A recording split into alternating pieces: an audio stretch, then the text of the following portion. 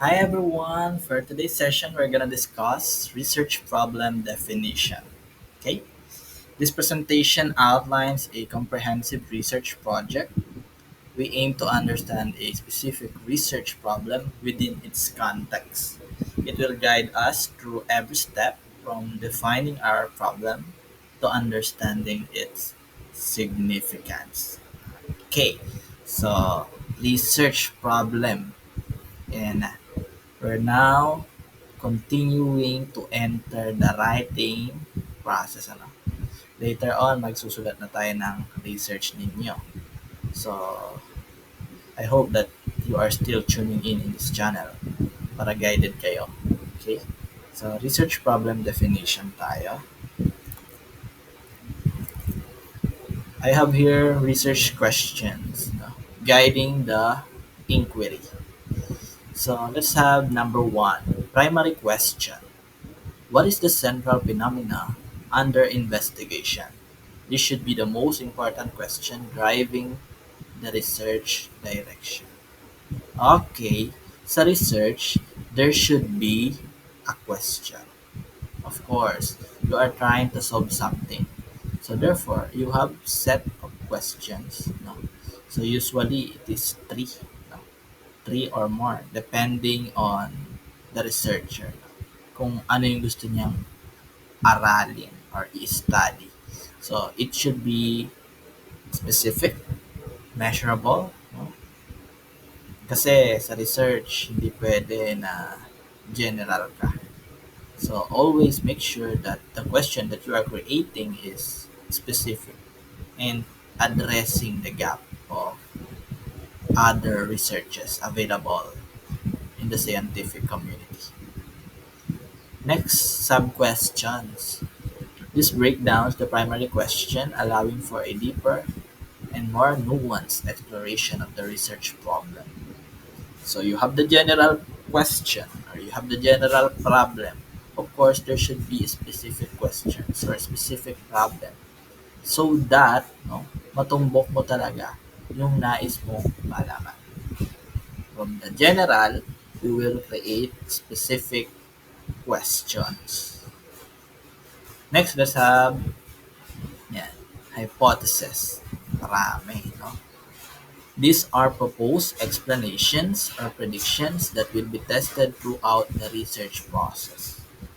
Those hypotheses, no, na ginawa mo. So for instance, there is no relationship between academic achievement and teaching style of the teachers. And there is a relationship between the academic achievement and teaching style of teachers. So those are examples of hypotheses. So as a researcher, we do that, no? And then once we are done with our data analysis, we conclude, no? Whether we accept our null or the alternative hypothesis. Okay? So it's either we reject the null or we accept the alternative hypothesis. Okay? Next, operationalization. Defining how to measure and assess the variables and concepts involved in the research. So there are misconception sa definition of terms sa thesis, no? Sa mga nagti-thesis writing. Thinking nila, they just have to define the words that is can, that is located or can be found in their study, but that is wrong. So you should define your research according to its use with your study. Hindi pwede na, for instance, ginamit mo technology, you will search technology in Google and then cite it there. No, that's wrong. You define how technology is used, no? Or what is the purpose of that technology variable in your study. Okay? Ano yung ganap niya doon?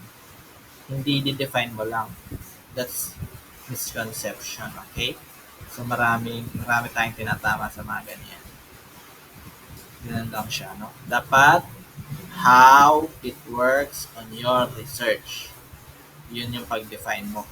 Yun ang tamang pag-define. It's a definition of terms part in thesis.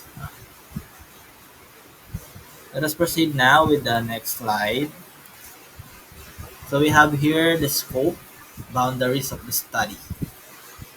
So we have here time frame, population, and themes. The specific time period that the research will cover. This could be a historical period, a particular event, or a set time frame for data collection. So that is the time frame. Kung kailan yung span of your study. No? You have to indicate this in your research. How long did you perform? No? Your data gathering, the writing of your RRLs, the methods, the intro, no? It must be indicated. So it should be clear enough saan lamang iikot na respondents. Okay. That will fall on population. Sabi diyan, the specific group of individuals or entities that will be studied. This could be a specific demographic, a geographical location, or a particular industry. Okay? So, for instance, focus ka lang dito sa lalawigan ng Quezon. You indicate it in your study. For instance, focus ka lang sa city of Makati. Focus. Focus ka doon. You write it in your study. Alright? For instance, focus ka sa marketing industry, sa sales industry, sa education industry, construction industry. You write it there. And for the last one, we have themes. The specific topics or areas of interest that will be investigated. These themes should be relevant to the research problem and be sufficiently focused. Alright? Of course, as a researcher, dapat meron kang area of interest. And of course, from that area of interest, yun yung i-research mo. Hindi naman pwede na marketing student ka, magre-research ka about law. Okay? So, of course, you focus on marketing because that is your line of business. Because it will be difficult for you to research about law if the line of your business is in marketing. So, dapat aligned siya, no? Sa current course na tinatahak mo. Right? Now, let's have the delimitations. These are the constraints and limitations. Number one, resource limitations. Constraints in terms of funding, time, or equipment that might affect the scope or depth of the research. You have to tell this as well, ano? You don't have funds, you don't have the enough time, no? You tell it in your study.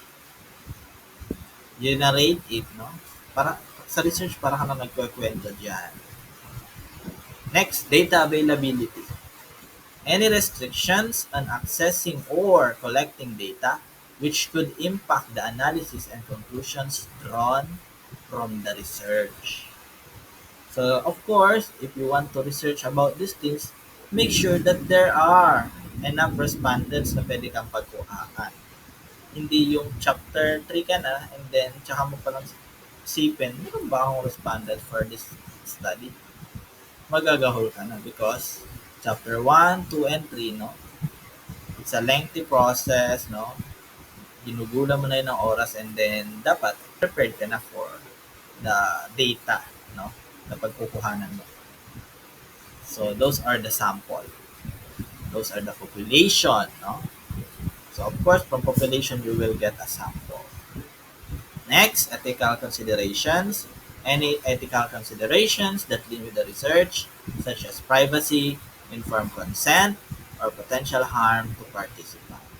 Of course, as researcher, you should practice, no?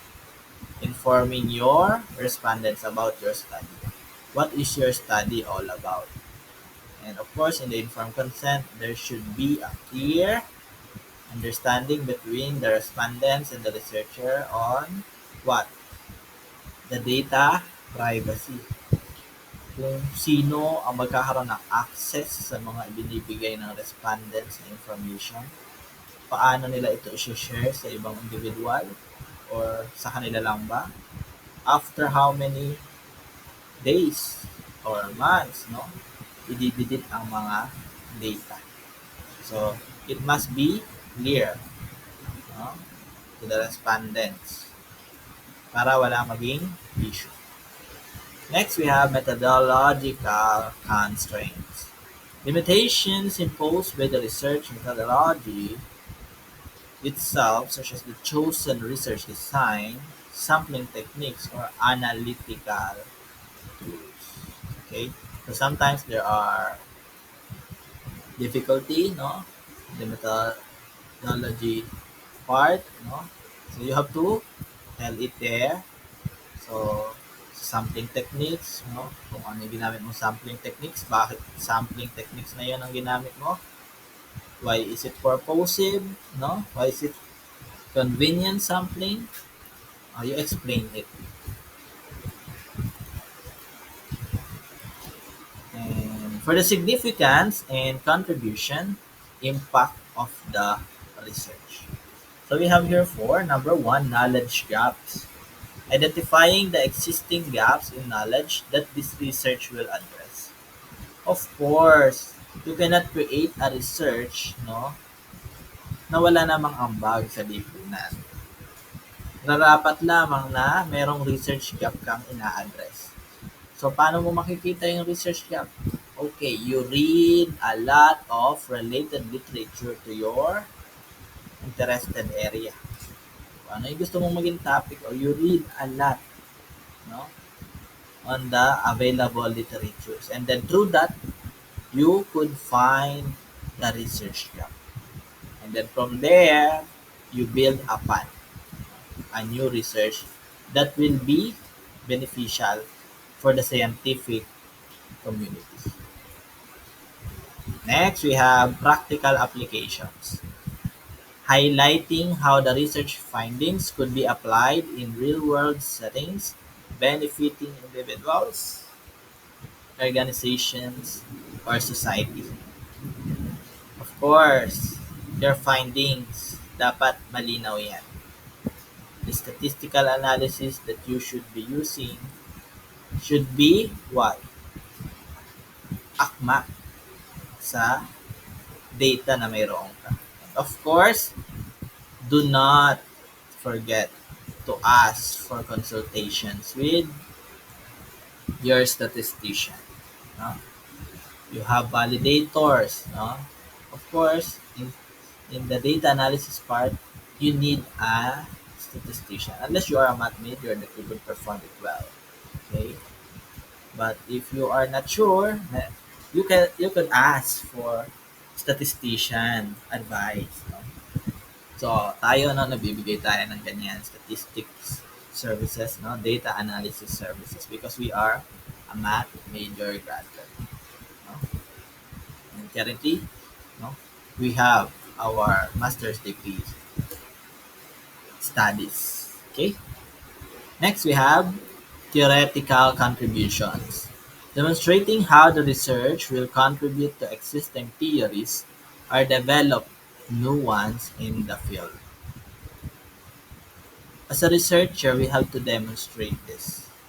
This is part of your thesis. There would be a theoretical part there. After the conceptual framework, there is a theoretical framework. You should be able to what? To tell what theories support your research. It should be in that part, no? In the theoretical framework. No?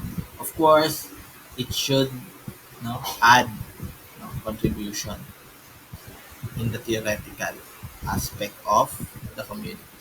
Next, policy implications, examining how the research findings will inform policy decisions, leading to positive changes in society. As we all know, no, research plays an important role in policy making. Mahalaga ang ginagampanan ng research upang makagawa tayo ng mga pulisiya na nagsiserve para sa publiko. So as a researcher, it is your duty to build a good and quality research. Alright, so that would be all for this session. I hope that you have learned a lot for today.